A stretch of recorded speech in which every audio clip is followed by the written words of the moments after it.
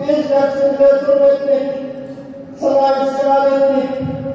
Eğer bize acımaz, bizi bağışlamazsan, biz bu dünyada da ahirette de kaybedenlerden oluruz. Kabul olmayan duadan, faydası olmayan iyilikten, Müslümana hiç yakışmayan tavır ve hareketlerden, ürpermeyen kalpten, doymayan nefisten sana sığınırız Allah'ım.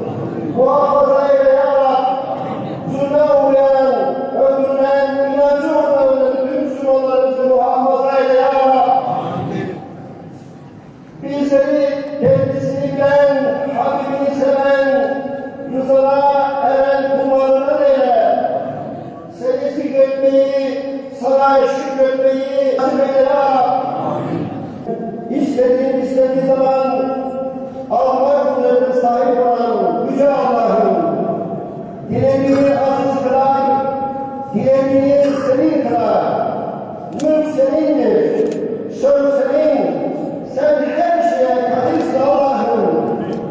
Mısır'daki zalimleri kahve perişan eyle ya Rabbi. Onları senin eyle ya Rabbi. Müslüman kardeşlerimizi zafer eyle ya Rabbi. Müslüman kardeşlerimizi aziz eyle ya Rabbi. Bize dünyada birlik ve güzellik, ahirette iyilik ve güzellik bahşeyle ya Rabbi. Evlatlarımızı hayır eyle, bizleri iki cihada aziz eyle, bizi ve soyumuzdan gelenleri namaz kılanlardan sana hakkıyla kul olanlardan eyle ya Rabbi. Bizi araba babamızı ve gül yılları hesabın döneceği o günde rahmetinle karşıla. Ey rahmeti bol olan Allah'ım, bizi sana layık kul eyle, nefsimizi ve neslimizi ıslah eyle. Göz açıp kapayıncaya kadar bile olsa bize ve bir başkasına bırak da ya Rab. Hepsi emanına al ya Rab. Evlatlarımızı İslam'a, Kur'an'a, Hakka, hakikate, dine, diyanete, memleketlerimize hizmet edenlerden eyle ya Rab.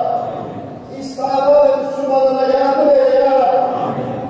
Allah'ım sen bize hakkı hak olarak göster ve ona uymayı nasip eyle. Bazıları haklı olarak göster ve ondan kaçınmayı nasip eyle. Bundan böyle yolumuzu ve günümüzü şaşırtma ya Rab. Kalplerimizi doğrultan, haktan ve hakikatten ayırma ya Rab. Senin doğru yolundan ayrılan bizden bugün insanlığın umutlarını tüketmek üzereyiz Allah'ım. İnsanoğluna bahsettiğin yeryüzünü biz kendi yerlerimizde ve güvensiz biriyle bir yer hale getirdik.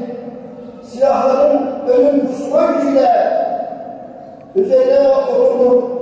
Bizleri işitip akleden, düşünüp koruyan, adaletten ayrılmayan kullardan eyle ya Rabbi. Ya